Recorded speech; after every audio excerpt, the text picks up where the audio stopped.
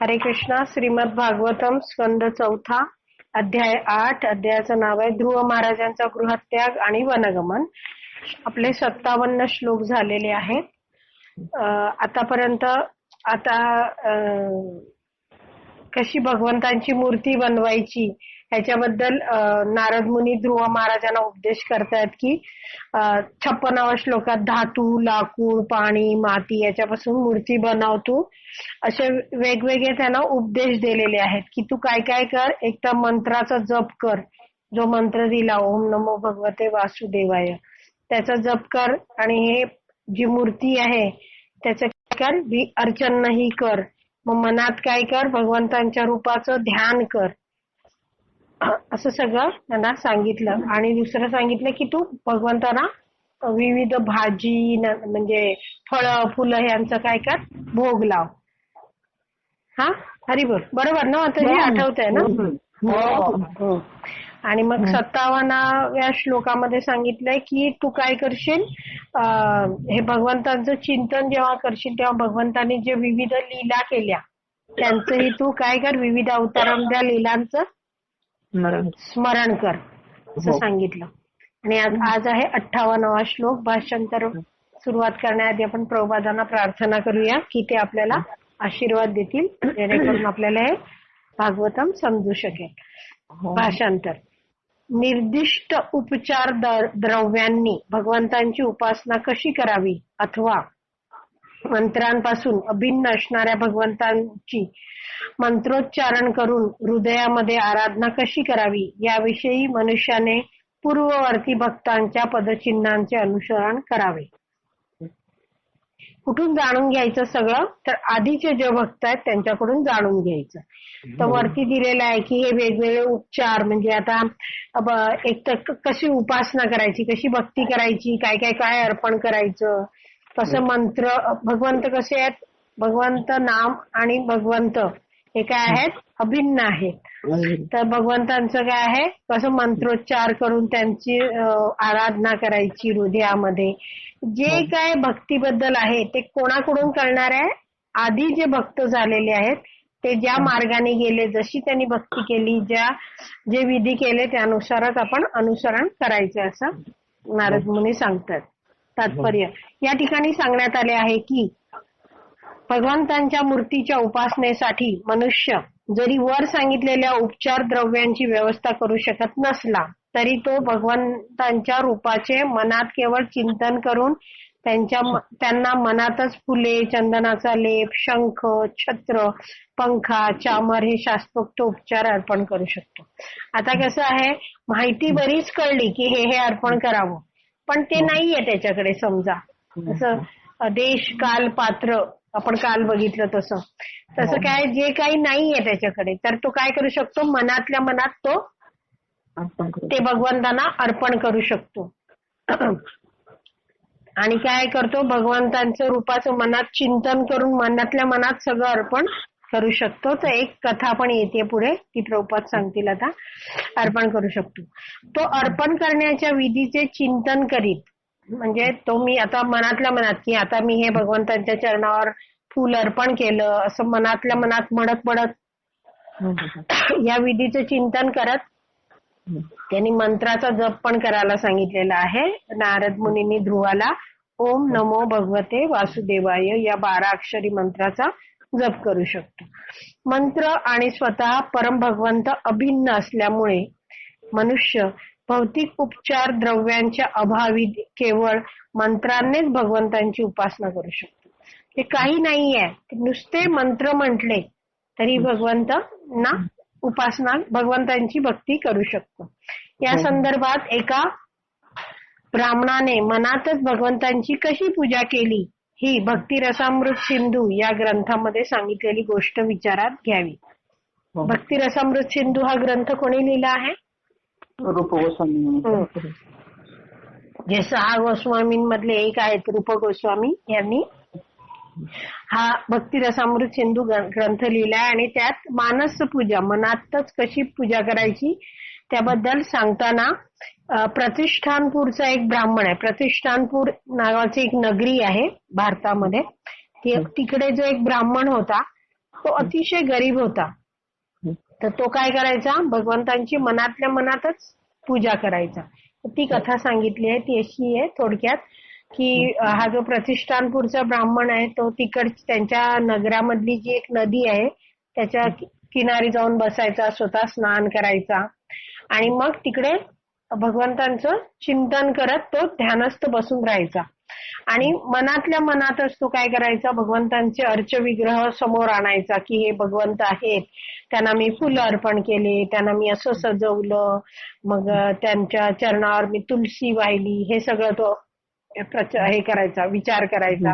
भगवंतांना मनातल्या मनात सुंदर हार अर्पण करायचा, चंदन अर्पण करायचा. नंतर भगवंतांसाठी छान मनातल्या मनातच भोग बनवायला त्यांनी सुरुवात केली. त्यांनी मनातच आपली चूल मांडली, त्याच्यावर त्यांनी भांड ठेवलं, त्याला खीर करायची होती भगवंतांना. त्यामुळे तांदूळ, दूध, साखर, काय जे ड्रायफ्रुट्स जे काय त्याला वापरायचे होते ते वाढून त्यांनी खीर पण मनातल्या मनात बनवली. त्यांनी एक सुंदर असं पात्र घेतलं भगवंतांना खीर ऑफर करायला, नैवेद्य दाखवण्यासाठी नैवेद्याचं पात्र घेतलं आणि भगवंतांना खीर त्यांनी वाढली. पण ते पात्रात वाढल्यावर त्याच्या लक्षात आलं की ही खूप गरम आहे खीर. तर त्यांनी एक असं बोट नुसतं लावलं त्या खिरीला, किती गरम आहे, म्हणजे खूप गरम पण भगवंतांना द्यायचं नाही, थोडीशी वाफ जाऊ द्यायची, त्याला चेक करायचं होतं की किती गरम असेल ती. त्यांनी मनातल्या मनातच हे सगळं करताना मनातल्या खिरीला त्यांनी स्वतःचा हात उचलून असं मनातच लावला आणि काय झालं, त्यांनी स्वतःचा हातचा चटकन मागे घेतला, हा जो प्रतिष्ठानपूरचा ब्राह्मण बसलाय, कारण त्याच्या बोटाला चटका बसला होता. तर हे भगवंत आपल्या धामात बसून बघत होते आणि ते हसायला लागले. तेव्हा रुक्मिणी देवी म्हणते की भगवंता तुम्ही का हसतायत, काय झालं. तेव्हा मग भगवंता म्हटले की हा जो प्रतिष्ठानपूरचा ब्राह्मण आहे तो मनातल्या मनात मला सगळं ऑफर करत होता, पण तो इतका भाव स्तरावर होता, म्हणजे इतकं तो मनपूर्वक सगळं करत होता की मनातल्या खिरीनेही त्याचे बोट भाजलं. हा, तर अशी आहे ही मनातच करायची भगवंतांची पूजा. पण तिथे आणखीन मग प्रभुपाद सांगतात की जर आपली संपत आपल्याकडे परिस्थिती आहे तरीही कंजूषपणाने मनातल्या मनात सगळं करायचं नाही. तर परिस्थिती असेल तर काय आपण खरी खीर करून ऑफर करू शकतो आणि करायलाच हवी. ठीक आहे. त्याच्याकडे त्यांनी का करू शकला नाही, कारण तो गरीब होता, पण त्यांनी मनातल्या मनात अर्पण केली आणि ती भगवंतांनी स्वीकारली. कारण भगवंत कसे आहेत, भावग्राही जनार्दन आहे, ते जे ऑफर करता आपण जे दाखवतो त्यातला मागचा भाव स्वीकारतात. पुढे तात्पर्यात, जर सर्व पूजन सामग्री प्रत्यक्षात उपस्थित नसेल तर मनुष्य त्या सामग्रीची मनात केवळ कल्पना करू शकतो आणि मंत्र उच्चारण समवेत ती श्रीमूर्तींना म्हणजे भगवंतांच्या श्री विग्रहांना अर्पण करू शकतो. भक्ती मार्गातील सुविधा या अशा उदार आणि शक्तिशाली आहेत. भक्ती मार्गात कशा सुविधा आहेत, जे आहे तेही अर्पण करा आणि जे नाही आहे पण ऑफर करायची इच्छा आहे ते मनातही आपण अर्पण करू शकतो. अशी सुविधा शक्तिशाली आणि उदार आहेत. 59 आणि 60वा श्लोक दोन्ही एकत्र आहेत. भाषांतर. जो कोणी गांभीर्याने आणि प्रामाणिकपणाने आपले मन, शब्द आणि शरीराने भगवंतांची अशा प्रकारे भक्तिमय सेवा करतो आणि निर्दिष्ट भक्तिमय विधींमध्ये दृढपणे स्थित राहतो, त्याला भगवंत त्याच्या इच्छेनुसार आशीर्वाद देतात. तर जर हा श्लोक बघितला 59वा, त्यात पहिल्या ओळीची शेवटचं जर बघितलं, म्हणजे पहिल्यापासूनच बघितलं, एवम कायेन मनसा वचसा च मनोगतम असं दिलेलं आहे. म्हणजे तू काय करतो, आपलं मन, शब्द आणि शरीराने भक्तिमय सेवा करतो. म्हणजे काया वाचा मनाने, जे मनपूर्वक भगवंतांची सेवा करतो. नंतर शब्दानी म्हणजे काय आहे, बोलून, मंत्र बोलून, भगवंतांचं नामस्मरण करून, म्हणजे नामाचा जप करून तो सेवा करतो. आणि शरीराने म्हणजे शरीराने भगवंतांसाठी काही भोग बनवणं, ते अर्पण करणं, फुलं अर्पण करणं, तुलसी अर्पण करणं, अशा तऱ्हेने काय तो आपल्या पूर्ण म्हणजे पूर्ण आपलं जीवन काय करतो, भगवंतांसाठी सेवेत लावतो, काया वाचा मनाने. आणि कसा आहे तो गंभीर आहे आणि प्रामाणिक आहे आणि निर्दिष्ट भक्तिमय विधींमध्ये दृढपणे स्थित राहतो. म्हणजे जे सांगितले गेलेत त्या विधींमध्ये तो दृढपणे स्थित आहे. तर त्याला काय करतात भगवंत, इच्छेनुसार आशीर्वाद देतात. तर काय आहे, जसे ध्रुव महाराज हे करतायत सगळं, त्यांना काय भौतिक इच्छा आहे ना, म्हणून सांगितलं की जे एवढं जर केलं तर त्याची जी काय इच्छा आहे ती सगळी भगवंत पूर्ण करतील असं. पुढे दिलंय, जरी एखाद्या भक्ताने ऐहिक म्हणजे या भौतिक, आता हे पुढे दिलंय ते आहे धर्म अर्थ काम मोक्ष ह्याच्याबद्दल सांगतायत. हा, जरी एखाद्या भक्ताने ऐहिक, धार्मिकता, आर्थिक विकास, इंद्रिय तृप्ती वा मोक्षाची कामना केली तर त्याला ही सर्व फळे प्रदान केली जातात. म्हणजे काय, त्याला जर काही धार्मिक गोष्टी करायच्यात किंवा त्याला आर्थिक विकास हवाय, ज्याला धर्म झाला, अर्थ झाला, काम, त्याला काही इंद्रिय तृप्ती करायची किंवा शेवटी आहे मोक्ष, त्याची कामना केली, जे काय तो कामना करेल पण तो अतिशय गंभीरतेने आणि प्रामाणिकपणे भगवंतांची भक्ती केली तर भगवंत त्याला ही सगळी फळं देतात. तात्पर्य, भक्ती मार्ग इतका सामर्थ्यशाली आहे की भक्तिमय सेवा करणारा मनुष्य आपल्याला हवी ती गोष्ट भगवंतांकडून वर रूपाने मिळवू शकतो. इतका सामर्थ्यशाली भक्ती मार्ग आहे. बद्ध जीवांची भौतिक जगावर अपार आसक्ती असते आणि म्हणून ते धार्मिक विधी करून धर्म तथा अर्थ म्हणून ओळखल्या जाणाऱ्या ऐहिक लाभांची कामना करतात. काय आहे, आपण इथे आहेत सगळे आहोत ते बद्ध जीव आहोत आणि त्यामुळे आपली सगळी भौतिक जगावर खूप आसक्ती असते. त्यामुळे काय आहे, इच्छा पण काय असते, हे सगळ्या भौतिक कामना पूर्ण व्हाव्यात अशी इच्छा असते. काही शंका नाही तर आपण 61व्या श्लोकाला जाऊया. पुढे 61वा श्लोक. एखादा जर मोक्षप्राप्तीविषयी गंभीर असेल, म्हणजे मोक्ष म्हणजे काय, जन्म मृत्यू जरा व्याधी याच्यातनं बाहेर पडायचंय त्याला, तर त्याने दिवसाचे 24ही तास भाव विभोरतेच्या सर्वोच्च स्तरावर रममाण राहून दिव्य प्रेममयी सेवेच्या प्रक्रियेस चिकटून राहिले पाहिजे आणि इंद्रिय तृप्तीच्या सर्व कार्यापासूनही खचितच म्हणजे नक्कीच निश्चितच अलिप्त राहिले पाहिजे. जर तुम्हाला मोक्ष पाहिजे, ह्याच्यातनं सगळं जन्म मृत्यू जरा व्याधी 3 ताप हे सगळे भवसागरातनं बाहेर पडाय, तर तुम्हाला काय पाहिजे, 24 तास काय करायला पाहिजे, भाव विभोरतेने म्हणजे अगदी भक्ती भावनेने भगवंतांचं काय करायला पाहिजे, दिव्य प्रेममयी सेवेला चिटकून राहायला पाहिजे. म्हणजे कंटिन्यू ती करत राहायला पाहिजे, कधीच सोडायची नाही काही झालं तरी. आणि दुसरी गोष्ट म्हणजे इंद्रिय तृप्ती, जे सर्व कार्य आहेत त्यापासून त्यांनी अलिप्त राहिलं पाहिजे. म्हणजे भक्ती पण केली पाहिजे आणि काय केलं पाहिजे, या सगळ्या गोष्टींपासून लांब पण राहिलं पाहिजे. तात्पर्यात प्रभुपाद समजवतात, विभिन्न व्यक्तींच्या उद्दिष्टांनुसार पूर्णत्वाचे विभिन्न स्तर आहेत. ते ज्याचे जसं उद्दिष्ट आहे, ज्याची जशी इच्छा आहे तसं काय आहे, पूर्णत्वाचे वेगवेगळे स्तर पण आहेत. सामान्यतः लोक कर्मी असतात. कर्मी ते काय करतात, ते कारण ते इंद्रिय तृप्तीच्या कार्यामध्ये रमलेले असतात. म्हणजे काय, ते कर्म करतात आणि काय करतात, त्यामुळे त्यांना इंद्रिय तृप्ती मिळते, असे असतात ते कर्मी आहेत. पुढे दिलंय, कर्मींपेक्षा ज्ञानी व्यक्ती श्रेष्ठ आहे. ज्ञानी काय करतो, ग्रंथांचं वाचन करतो आणि भगवंतांबद्दल माहिती मिळवतो वैदिक ग्रंथ वाचून.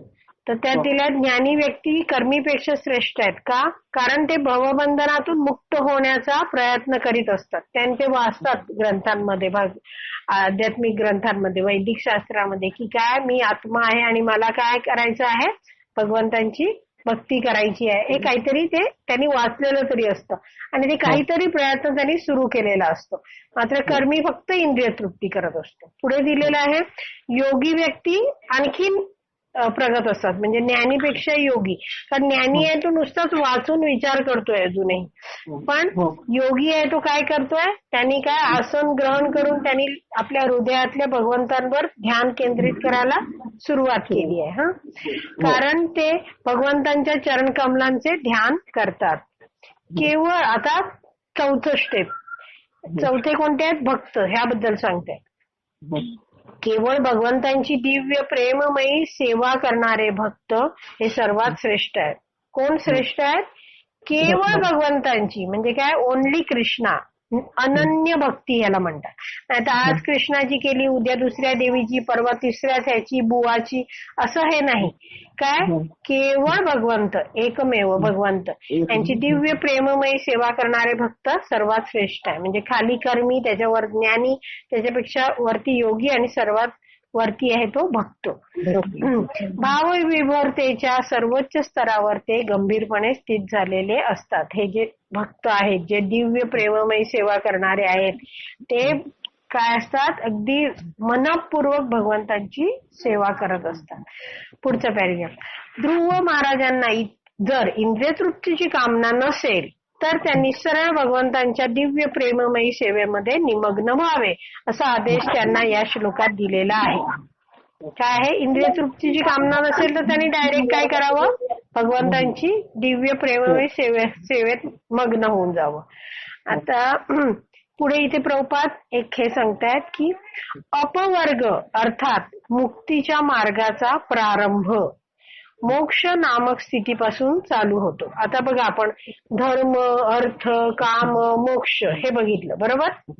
तर धर्म, धार्मिक कार्य कशासाठी करतात? अर्थ, काहीतरी मला अर्थ मिळावा, पैसा मिळावा. अर्थ मिळाल्यावर काय करायचं? काम म्हणजे इंद्रिय तृप्ती. आणि इंद्रिय तृप्ती करून करून थकला की मग विचार करायचा मोक्षाचा. असे करतात. पण मोक्षाच्या पुढे जी स्थिती आहे, मोक्ष म्हणजे हे सगळं गेलं निघून, पण मोक्षाच्या पुढे जे चालू होतं ते काय आहे? अपवर्ग. तर अपवर्गच्या आधी आपण अपवर्ग म्हणजे काय? अपवर्ग हा असा शब्द आहे. अपवर्ग म्हणजे पवर्ग काय आहे तो आधी जाणून घेऊ आपण. आपण बघा सगळेच मराठी आहोत, तर आपण हे जाणतो की आता क असेल तर क वरून येतं क ख ग घ. मग च असेल तर च छ ज झ, ट ट ठ ड ढ न, ते येतं ना. तसं प वरून काय येतं? प फ ब भ म.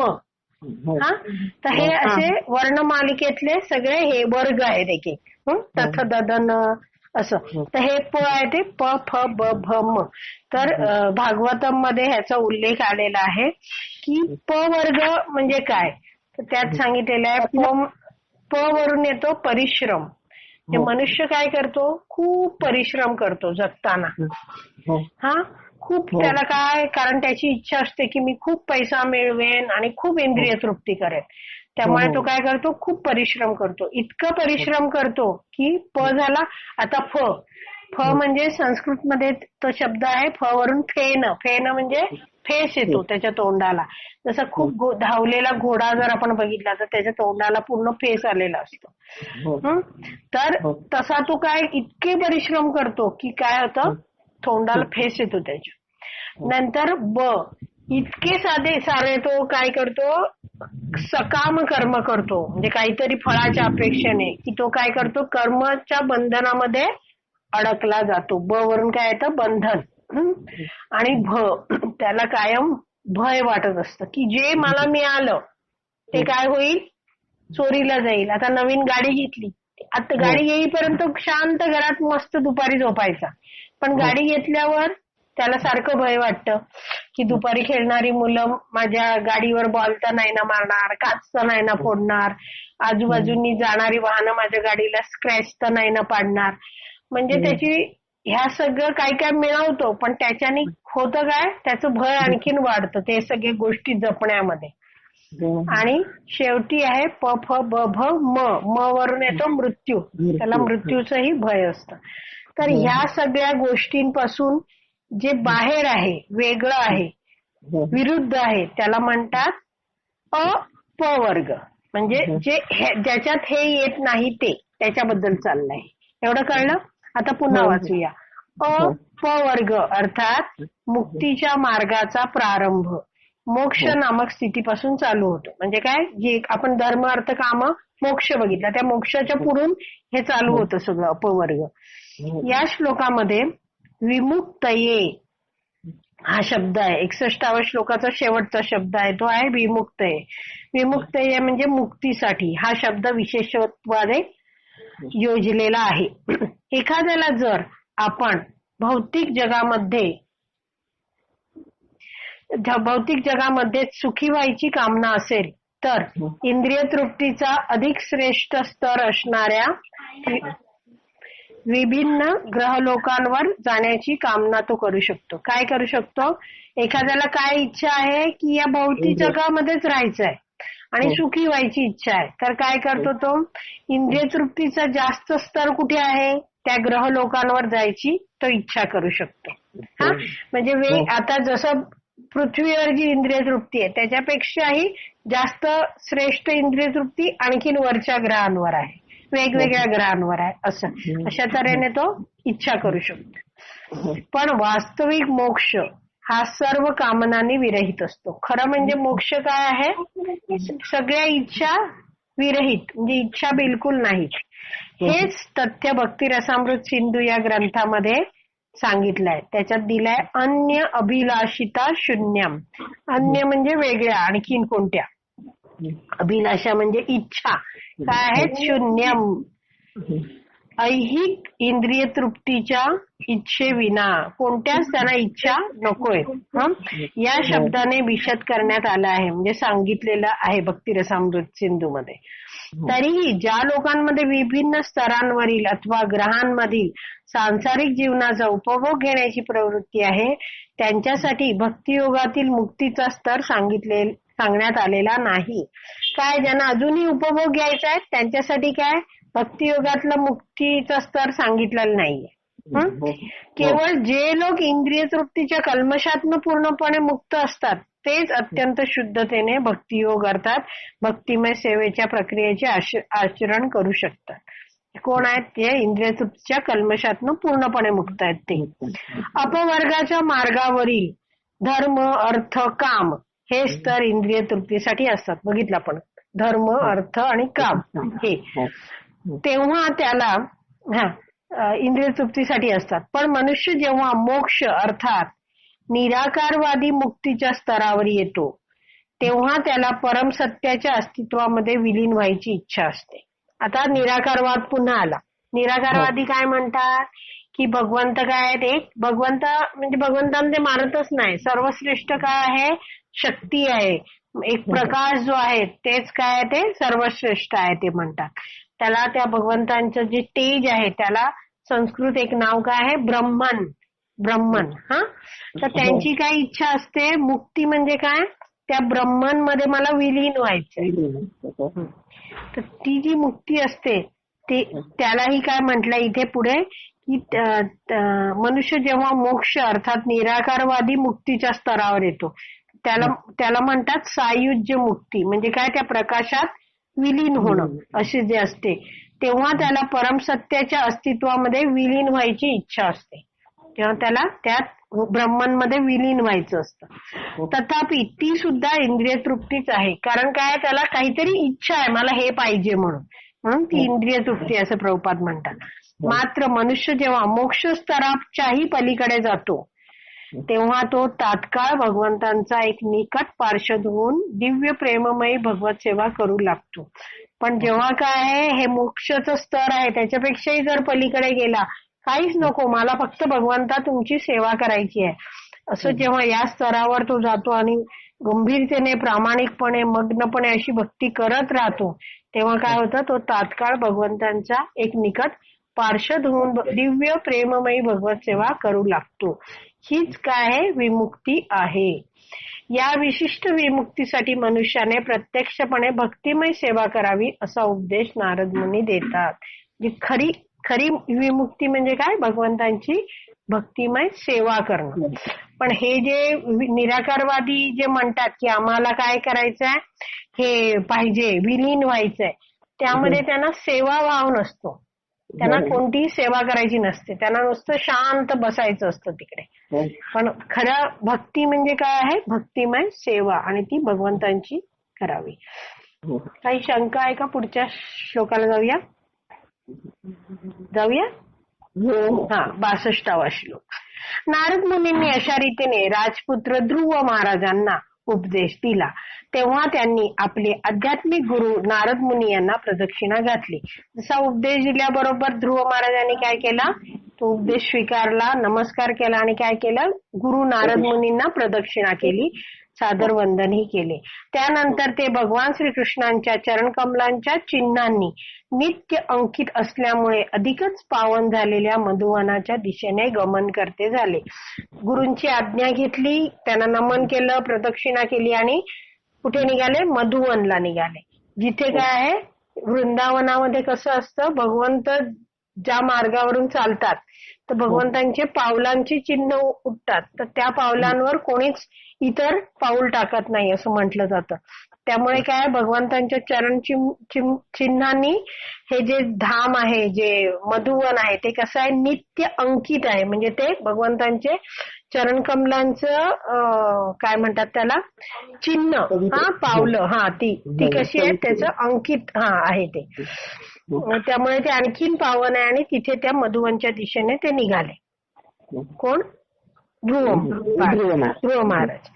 63 भाषांतर. भक्ती सेवेचे आचरण करण्यासाठी ध्रुव महाराजांनी मधुवनात प्रवेश केल्यानंतर देवऋषी नारदांनी राजप्रासादातील राजा प्राप्त स्थितीस कसे तोंड देत आहे हे पाहण्यासाठी राजाकडे जाणे उचित आहे असा विचार केला. तर इथे काय उपदेश दिला ध्रुव महाराजांना आणि नारद मुनींनी त्यांना मधुवनाकडे पाठवलं. आणि नारद मुनींनी विचार केला की आता आपण ध्रुव बाळाच्या बाबांना भेटूया. ते काय, त्यांची काय प्राप्त परिस्थिती आहे, काय आता कसं आहे त्यांचं, काय विचार करतायत ते, त्यांना आपल्याला काहीतरी मार्गदर्शन करावं म्हणून त्यांनी ठरवलं की राजाकडे आपण जावं.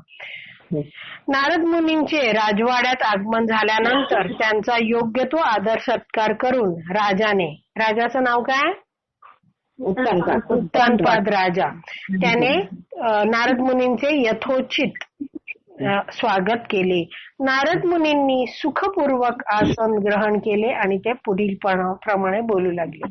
याच्यात दाखवून देतात उत्तानपाद महाराज काय, की आपल्याकडे कोणी अतिथी आला तर काय, त्याचा आदर सत्कार करावा, यथोचित स्वागत करावं, त्यांना आसन द्यावं बसायला आणि काही पाणी प्रसाद द्यावा. नारद मुनी बोलू लागले. नारद उवाच. 64वा श्लोक. भाषांतर. महर्षी नारदांनी विचारले, प्रिय राजन, तुझे मुख सुकून गेलेले आहे आणि दीर्घ काळापासून तू कशाचा तरी विचार करीत आहेस असे दिसत आहे. असे का बरे? धर्म, अर्थ आणि काम यांच्या मार्गावरील तुझ्या पालनामध्ये काही बाधा निर्माण झाली आहे का? नेहमी राजा काय, क्षत्रिय आहे आणि हा जे ऋषी मुनी जे भेटायला येतात ते काय आहेत, ब्राह्मण आहे. राजा क्षत्रिय नेहमी काय करतो, ब्राह्मणांकडून उपदेश प्राप्त करतो. जेव्हा साधू पुरुष राजाकडे येतात तेव्हा ते त्याला प्रश्न विचारतात की काही तुला अडचण आहे का, मी काही मार्गदर्शन करू का. म्हणून हे असं बोलले की तू असा सुकून गेल्यासारखा दिसतोयस, कसला विचार करतोयस, तुझं धर्म, अर्थ आणि काम ह्यातलं काय बाधा आहे का? फक्त धर्म, अर्थ, काम एवढंच सांगितलं, मोक्षाबद्दल बोललेले नाहीयेत. कारण काय आहे, त्यांना माहितीये उत्तानपाद राजा काय आहे, सध्या तरी काय होता, तो स्त्रीमध्ये आसक्त होता, ते सगळं माहितीये नारद मुनींना. तात्पर्य, मानवी संस्कृतीच्या प्रगतीचे धर्म, अर्थ, काम आणि काही जणांसाठी मोक्ष असे 4 स्तर आहेत. सगळेच मोक्षासाठी जात नाहीत. सगळेजण फक्त इंद्रिय तृप्तीपर्यंत येतात आणि परत म्हणजे त्याचाच विचार असतो की पैसा कमवावा, इंद्रिय तृप्ती, यातच अडकून जातात. नारद मुनींनी राजाकडे मोक्ष विषयी विचारणा केली नाही, तर धर्म, अर्थ आणि काम यांची प्रगती साधण्यासाठी असलेल्या राज्य व्यवस्थापनाविषयीच विचारणा केली. अशा कार्यामध्ये स्वारस्य असलेल्या लोकांना मोक्षाविषयी मुळीच आस्था नसल्यामुळे नारदांनी राजाला मोक्षाविषयी काहीच विचारले नाही. कारण समोरच्याला ज्यात इंटरेस्ट नाहीये ते विचारून काही उपयोग नाही, म्हणून नारदांनी विचारलं नाही. ज्यांना धार्मिक कर्मकांडे म्हणजे धर्म, आर्थिक विकास म्हणजे अर्थ आणि कामतृप्ती म्हणजे धर्म, अर्थ, काम यांमध्ये काहीच स्वारस्य राहिलेलं नाही, केवळ त्यांच्यासाठीच मोक्षाचा स्तर आहे. या तिघांमधून बाहेर पडले त्यात काय आकर्षण नाही, ते फक्त मोक्षाचा विचार करतात. राजा उवाच 65वा श्लोक. राजाने उत्तर दिले, हे ब्राह्मण श्रेष्ठ नारद मुनी, मी माझ्या पत्नीच्या फार अधीन झालेलो आहे. कोणती पत्नी? सुरुची, आवडती पत्नी सुरुची. आणि मी इतका अधपतित झालेलो आहे. अधपतित म्हणजे माझं पतन झालंय, खाली पडलोय मी अगदी. अधपतित झालेलो आहे की केवळ 5 वर्षाच्या माझ्या पुत्राविषयीचा दयाभावही मी त्यागलेला आहे. आता उत्तानपाद राजाला काही माहित नाहीये, नारद मुनींना काही माहिती आहे काय, ते ध्रुवाला भेटलेत, काही नाहीये.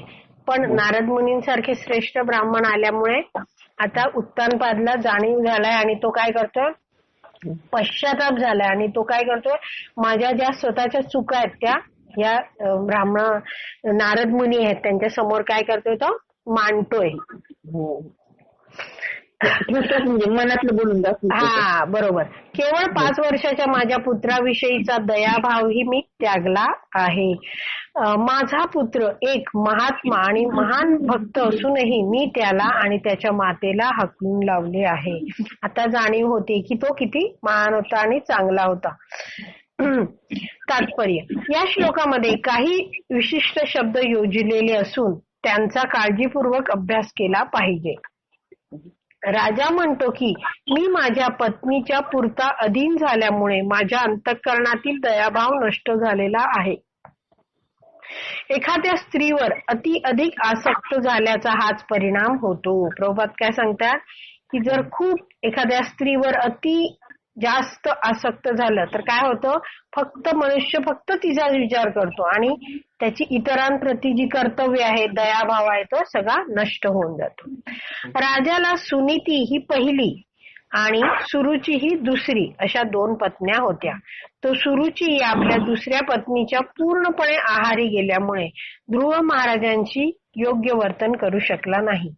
काय आहे, फक्त ती दुसरी पत्नी आणि तिचा मुलगा ह्यांच्यातच तो मग्न असायचा. त्यामुळे जी पहिली पत्नी आहे सुनीती आणि तिचा मुलगा ध्रुव ह्यांच्यावर त्याचं काही लक्ष नव्हतं. आणि त्यामुळे तो ध्रुव महाराजांची योग्य वर्तन करू शकला नाही, वागू शकला नाही. ध्रुव महाराजांनी गृहत्याग करून तपश्चर्या करण्यासाठी वनामध्ये जाण्यामागे हेच कारण होते. ध्रुव महाराज का सगळं सोडून गेले, कारण की त्यांच्या पित्याने त्यांच्याशी नीट वर्तन केलं नव्हतं. पिता या नात्याने राजाचे आपल्या मुलावर प्रेम असले तरी सुरुचीवरील अधिक आसक्तीमुळे त्याने आपल्या मुलावर प्रेम कमी केले. म्हणजे काय, खरं तर बाबा आहे म्हणून त्याचं पिता या नात्याने मुलावर प्रेम जरी होतं तरी काय आहे, आपली आवडती राणी समोर आहे आणि नावडतीच्या मुलावर मी कसं काय प्रेम दाखवू. त्यामुळे त्यांनी काय केलं, ते मुलावरचं प्रेम कमी केलं. आता तो पश्चाताप करीत आहे. पश्चाताप म्हणजे सगळं घडून गेल्यावर नंतरचा ताप, म्हणजे विचार करत बसणं आणि अरे अरे माझी चूक झाली. पश्चाताप म्हणजे ते झाल्यानंतर ताप करणं, म्हणजे त्याच्याबद्दल विचार करत हे करणं, दुःख व्यक्त करत राहणं. ध्रुव आणि त्याची माता सुनीती हे दोघेही जवळजवळ निर्वासितच झालेले आहेत. निर्वासित म्हणजे काय, दुर्लक्षित झालेत. आता त्यांना आता काही राहायला काही ठिकाण नाही. ध्रुव तर बिचारा वनातच गेलेला आहे. ध्रुव महाराजांनी वनगमन केले आणि त्यांच्या मातेकडे राजाने दुर्लक्ष केल्यामुळे ती देखील आश्रयहीन झालेली होती. ध्रुव महाराजांना हाकलून दिल्याचा राजाला आता पश्चाताप होत होता, कारण ध्रुव महाराज केवळ 5च वर्षाचे होते आणि पित्याने आपल्या पत्नीची अन मुलांची हाकलपट्टी करू नये अथवा त्यांच्या पालन पोषणाची उपेक्षा देखील करू नये. असं काय आहे साधारणतः की काय आहे, पिता जर आहे तर त्यांनी काय करायला पाहिजे, म्हणजे पतीने आपल्या पत्नीची आणि मुलांची काय करायला नाही, कधीच त्यांच्याकडे पालन पोषणाची उपेक्षा कधी नाही केली पाहिजे. त्यांनी त्यांची काळजी घेतली पाहिजे, कारण ते पित्याचं कर्तव्य आहे, किंवा पती म्हणून पत्नीची काळजी घेणं हे पतीचं कर्तव्य आहे. सुनीती आणि तिचा मुलगा यांच्याकडे केलेल्या दुर्लक्षामुळे पश्चाताप दग्ध होऊन तो दुःखी झाला होता. म्हणजे पश्चातापाच्या अग्नीमध्ये काय तो भाजून निघालाय. दग्ध म्हणजे भाजलाय. तो दुःखी झाला होता आणि त्याचे मुख शुष्क झाले होते. जसं पान सुकतं ना भाजल्यामुळे, तसं प्रकारे तो शुष्क झाला होता. मनुस्मृतीनुसार, मनु म्हणजे हा आहे स्वयंभू व मनु, त्यांनी जे एक लिहिलेलं आहे मनुस्मृती नावाचं शास्त्र लिहिलेलं आहे. स्वयंभू मनुवरूनच नाव पडलं आपल्या सगळ्यांचं मनुष्य. मनुष्य जमात सगळी. तर त्यांनी मनुस्मृती हे दिलंय की मनुष्याने कसं वागावं. त्या ग्रंथात दिलेलं आहे, पतीने कधीच आपल्या पत्नीचा आणि मुलाबाळांचा त्याग करू नये. जी पत्नी आणि मुले बाळे आज्ञाधारक नसतात आणि कौटुंबिक जीवनाचे नियम पालन करीत नाहीत, त्यांचा कधी कधी त्याग करता येतो. पण जे काय आहेत शक्यतो त्यांनी कधी त्याग करू नये. पण जे आज्ञाधारक नाही आहेत, जे नियम पाळत नाहीत, त्यांचा त्याग करू शकतो. तथापि ध्रुव महाराजांच्या संदर्भात ही गोष्ट लागू पडत नाही, कारण ध्रुव महाराज हे शिष्टाचार संपन्न, म्हणजे काय होते ते खूपच एटिकेट्स त्यांना माहित होते. ते खूपच योग्य प्रकारे आचरण करत होते आणि आज्ञाधारकही होते. या व्यतिरिक्त ते एक महान भक्तही होते. अशा व्यक्तीची कधीही उपेक्षा करण्यात येऊ नये. असा जो महान भक्त आहे त्याच्याकडे कधी दुर्लक्ष करू नये किंवा त्यांचा असा अपमान करू नये.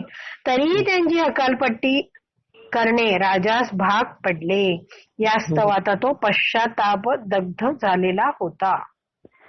काही शंका आहे? नाही तर पुढचं वाचूया आपण थोडं. 66वा श्लोक भाषांतर. हे ब्रह्मश्रेष्ठ नारद मुनींना सांगताय, माझ्या मुलाचे मुख अगदी कमळासारखे होते. आता उत्तानपादाला काय होत आहे, राजाला आपल्या मुलाची आठवण यायला लागली की असं माझं बाळ दिसत होतं आणि तो वर्णन करायला लागला. माझ्या मुलाचे मुख अगदी सारखेच होते.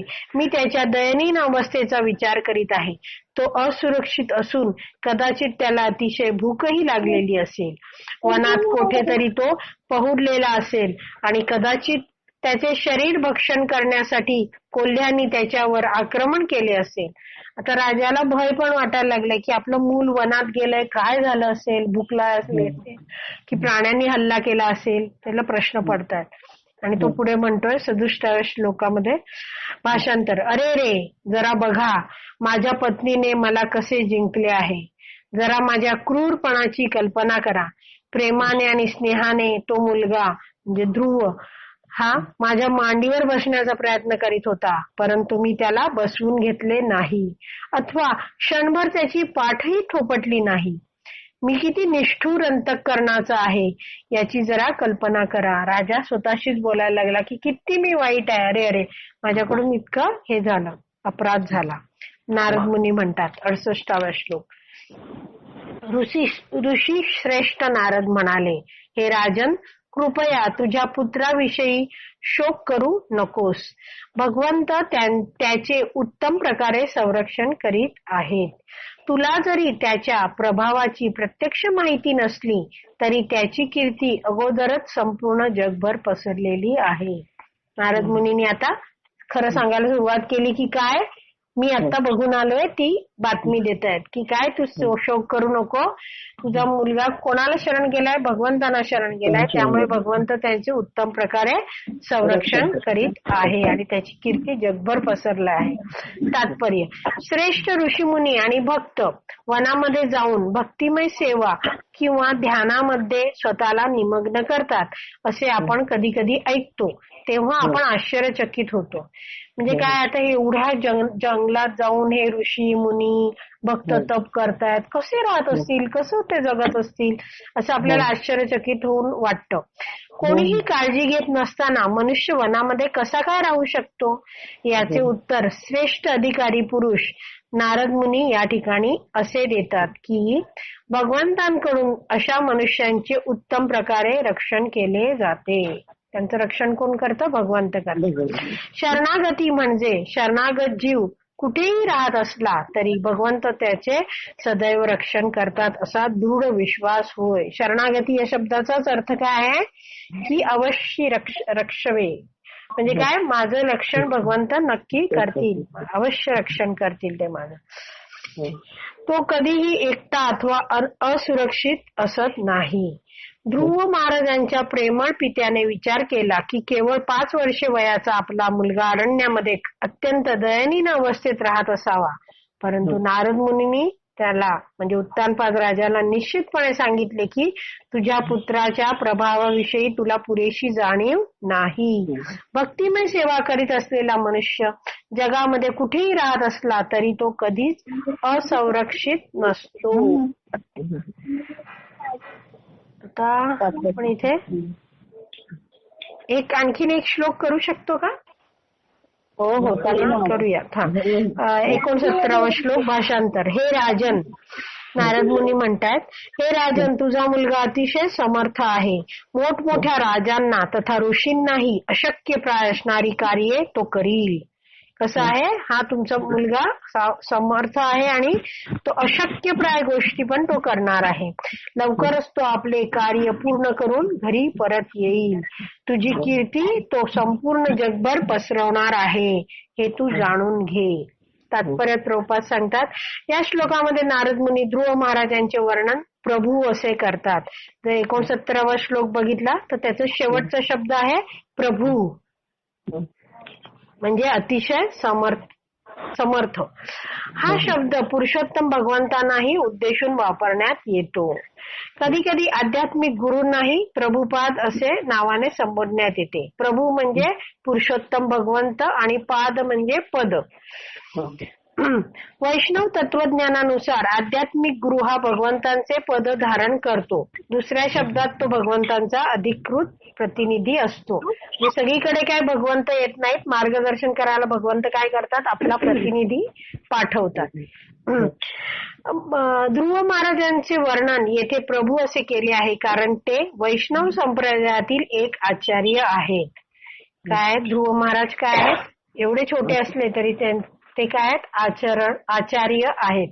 प्रभू या शब्दाचा आणखीन एक अर्थ इंद्रियांचा स्वामी असा आहे आणि तो स्वामी या शब्दाचा समान अर्थ आहे. म्हणजे प्रभू या शब्दाचा काय अर्थ आहे, स्वामी. तर इथे काय आहे, इंद्रियांचा स्वामी. इंद्रिय कशी आहेत त्याच्याबद्दल पुढे दिलाय.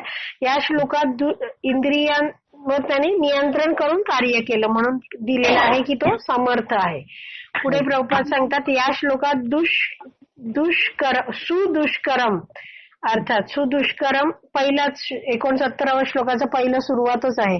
सुदुष्करम कर्म कृत्वा, त्यांनी काय केलंय, करण्यास अत्यंत अशक्य अशी कार्य केली. करण्यास अतिशय कठीण हा आणखीन एक महत्वपूर्ण शब्द आहे. ध्रुव महाराजांनी कोणते कार्य हाती घेतले होते, परम भगवंतांना संतुष्ट करणे हे जीवनातील सर्वात कठीण कार्य होते.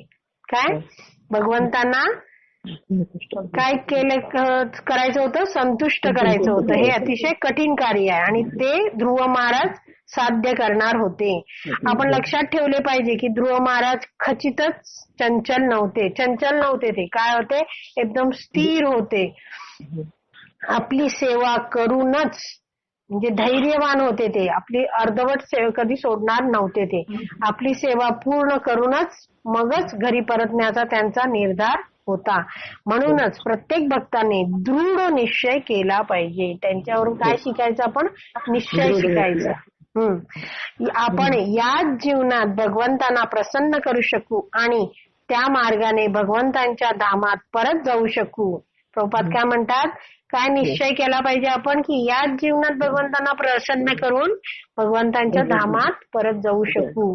जीवनाच्या सर्वोच्च ध्येयाचे हेच पूर्णत्व आहे. काय आहे, भगवंतांना संतुष्ट करणं हे ध्येय आहे आणि पूर्णत्व काय, आपण धामात परत जाणं. आपण थांबूया कारण मग मैत्रेय मुनी बोलतायत आणि मग उद्या आपला हा कदाचित चॅप्टर संपेल पण. ठीक आहे, तर काही प्रश्न आहे का, नाहीतर आपण थांबूया. काही नाही प्रश्न, चालेल. श्रील प्रभुपाद की जय. श्रीमद भागवतम की जय. हरी बोल.